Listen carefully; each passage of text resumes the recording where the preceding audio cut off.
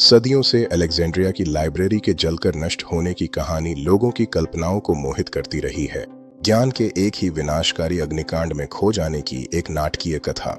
लेकिन क्या हो अगर यह व्यापक रूप से स्वीकार की गई कहानी महज एक मिथक हो जो एक कहीं अधिक जटिल और दुखद वास्तविकता को छुपा रही हो।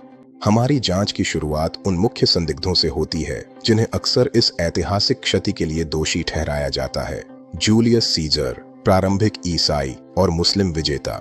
48 ईसा पूर्व में जूलियस सीजर के अभियान का अक्सर उल्लेख किया जाता है जब उनकी सेनाओं ने अनजाने में अलेक्जेंड्रिया के कुछ हिस्सों में आग लगा दी थी, जिससे संभवतः लाइब्रेरी के विशाल संग्रह को नुकसान पहुंचा। बाद में ईसाई धर्म के उदय के साथ 391 ईस्वी में बिशप थियोफिलस जैसी हस्तियों ने सेरापियम, जो कि एक सहायक पुस्तकालय था, के विध्वंस की निगरानी की ताकि मूर्ति पूजक प्रभाव को समाप्त किया जा सके। और अंत में 640 ईस्वी में अलेक्जेंड्रिया पर मुस्लिम विजय को अक्सर दोषी ठहराया जाता है। हालांकि मुख्य पुस्तकालय के प्रत्यक्ष विनाश के लिए उनके ऐतिहासिक प्रमाणों पर काफी बहस होती रही है।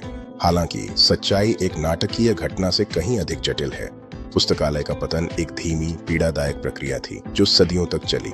राजनीतिक अस्थिरता और शासकों जैसे कि टॉलेमी अष्टम फिस्कॉन के शासन में गंभीर बजट कटौती, जिन्होंने 145 ईसा पूर्व में विद्वानों को निष्कासित कर दिया था, ने अलेक्जेंड्रियन विद्वता के प्रवास की शुरुआत की।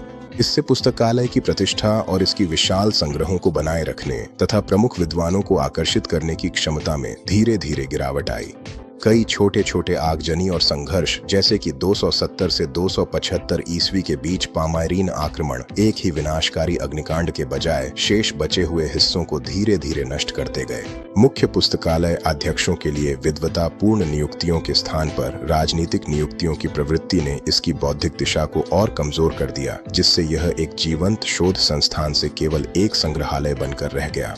तो जब अलेक्जेंड्रिया का पुस्तकालय इतिहास में विलीन हो गया, तब वास्तव में क्या खो गया था? यह केवल ग्रंथ नहीं थे, बल्कि विद्वतापूर्ण अनुसंधान की पूरी प्रक्रिया और क्रांतिकारी विचार भी खो गए। असंख्य कम प्रसिद्ध ग्रंथ, टीकाएं और शोध पत्र जो प्राचीन विचारधारा में अनूठी झलकियां प्रदान करते थे, हमेशा के लिए गायब हो गए।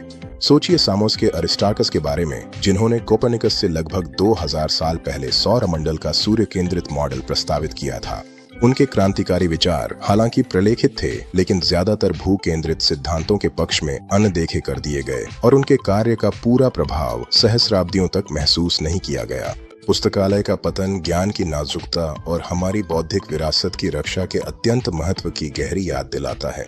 हमारे डिजिटल युग में जहां विशाल मात्रा में जानकारी इलेक्ट्रॉनिक रूप से संग्रहित होती है, अलेक्जेंड्रिया के सबक पहले से कहीं अधिक प्रासंगिक हैं। डिजिटल ज्ञान की संभावित हानि, चाहे वह तकनीकी अप्रचलन, साइबर हमलों या साधारण उपेक्षा के कारण हो, यह दर्शाती है कि मजबूत संरक्षण रणनीतियों की तत्काल आवश्यकता है। अलेक्जेंड्रिया पुस्तकालय का भाग्य हमारे लिए एक चेतावनीपूर्ण कथा बने, जो हमें अपने समय की पुस्तकालयों और अभिलेखागारों को संजोने और उनकी रक्षा करने के लिए प्रेरित करे, ताकि ज्ञान आने वाली पीढ़ियों तक बना रहे।